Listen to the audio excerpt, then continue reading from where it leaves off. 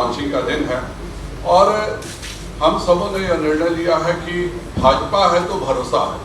जिस प्रकार मोदी जी ने गरीब की झोपड़ी में बिजली देने का, गैस देने का, 8 महीने के मुफ्त राशन देने का, गरीबों के लिए इज्जत घर देने का कार्य किया है, उसी प्रकार हम लाखों रोजगार के अवसर भी देंगे।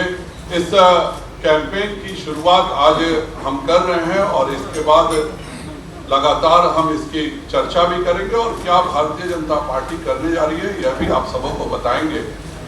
पर एक और बात जरूर मैं कहना चाहूँगा कि आज एक और दल का घोषणा पत्र आया है और वह आज के समय से बिल्कुल ठीक से खुश नहीं। वह जानबूझकर चाहते हैं कि वह प्रण कर रहे हैं कि हम फिर पुनः बदलाव ला करके रहेंगे। जो बदलाव खास करके मैं तो चंपारण का सांसद होकर भोगी रहा हूँ कि 2005 से पहले 250 डकैतों के गैंग हुआ करते थे और किसी की हिम्मत नहीं होती थी शहर से बाहर निकलने की। क्या वही बदलाव वो फिर लाना चाहते हैं? क्या फिर वही इतिहास दोहराना चाहते हैं? उस समय योगेंद्र सरदार जी ने जो किया था वो पूरी दुनिया, पूरा बिहार जानता है। आज भी उसी प्रकृति के लोगों को इन्होंने टिकट देकर इस तरह के लोगों का ही बदलाव वो लाना चाहते हैं कि पुनः वही जो वो उस समय जो सरदार के समय था उसको पुनः करने के लिए उन्होंने टिकट बांटे हैं।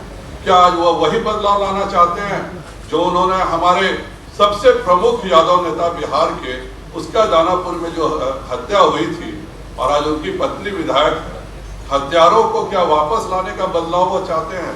उनकी तस्वीर भी देखिए तो बिहार चारों तरफ से रक्त रंजित दिख रहा है।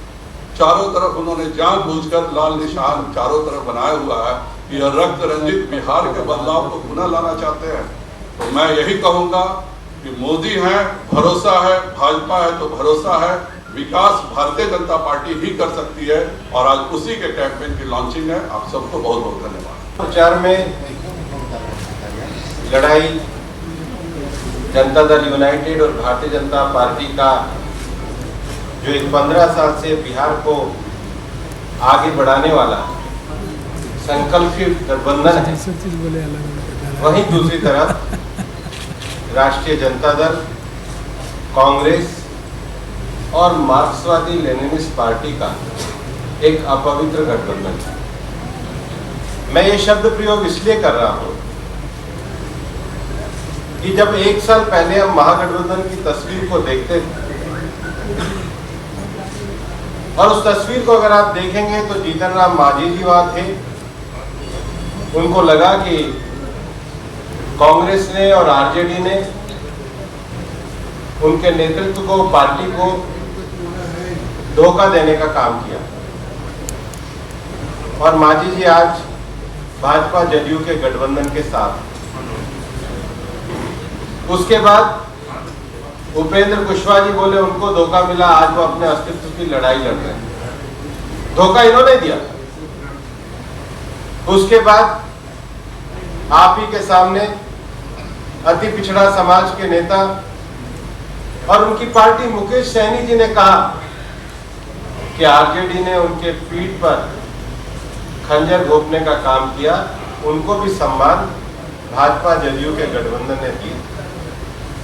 और उसके बाद रांची में जहां आरजेडी बार बार झारखंड मुक्ति मोर्चा की सरकार का फायदा उठाती है, तो झारखंड मुक्ति मोर्चा ने कहा कि राष्ट्रीय जनता दल में राजनीतिक शिष्टाचार नहीं है। कांग्रेस और आरजेडी दोनों झारखंड में तो फायदा उठा रहे हैं जेएमएम का, यहां पर उस ट्राइबल पार्टी को स्थान देने को तैयार नहीं है। उन्होंने भी इन पे धोखा देने का आरोप लगाया।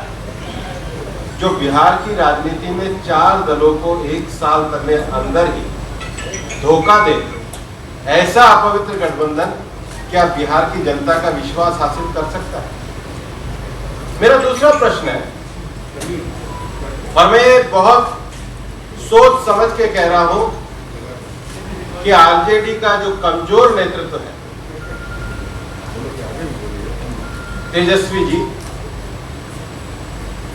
उसको देखते हुए आरजेडी के रास्ते उग्र वामपंथ अब बिहार में अपना पैर पसारना चाहता है और इसलिए लंबे समय तक जिस उग्र वामपंथ ने जिस अल्ट्रा लेफ्टिस्ट फोर्सेस ने बिहार में, जहानाबाद में, अरवल में, गया में, नवादा में जो वर्ग संघर्ष कराया, जो लोगों का झगड़ा कराया, जो वर्ग संघर्ष की थ्योरी को लेकर के बिहार में काम करते हैं, ऐसे मार्क्सवादी और लेनिनिस्ट पार्टी के लोग, माले के लोग, आज वो वामपंथी लोग इनसे 30 सीटें लेके गए, बाकी इनके अंदर से भी सीटें दिलवा दी।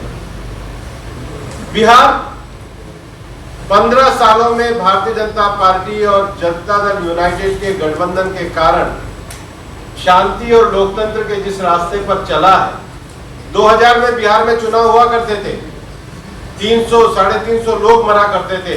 ये 2019 का चुनाव हुआ है, एक भी घटना नहीं हुई है। उसका सबसे बड़ा जो श्रेय है वो जनता दल यूनाइटेड और भारतीय जनता पार्टी के गठबंधन को जाता है। लेकिन कांग्रेस और आरजेडी आज माले को साथ लेकर के बिहार में कौन सा वर्ग संघर्ष करना चाहते हैं, इसका जवाब कांग्रेस को भी देना होगा। और आरजेडी तो खैर कमजोर नेतृत्व के साथ बैठा हुआ एक पार्टी है, और इसलिए बिहार की जनता बड़ी सजगता के साथ, बड़े विश्वास के साथ, बड़े संकल्प के साथ इस बात को स्वीकार भी करती है कि प्रधानमंत्री नरेंद्र मोदी जी के नेतृत्व में पिछले वर्षों में देश के गरीब कल्याण के लिए, समतामूलक समाज के लिए, इकोनॉमिक और सोशल इंक्लूजन के लिए जो सरकार ने योजनाएं उठाई, उसके लिए आज पूरी तरीके से उनके ऊपर भरोसा करती है। और हमारा ये स्पष्ट मानना है कि भारतीय जनता पार्टी, जनता दल यूनाइटेड, हिंदुस्तान आवाम मोर्चा और विकासशील इंसान पार्टी का ये गठबंधन आने वाले चुनाव में 3/4 सीटें लेकर के विजय प्राप्त करेगा और पुनः नीतीश कुमार जी बिहार के मुख्यमंत्री बनेंगे। धन्यवाद।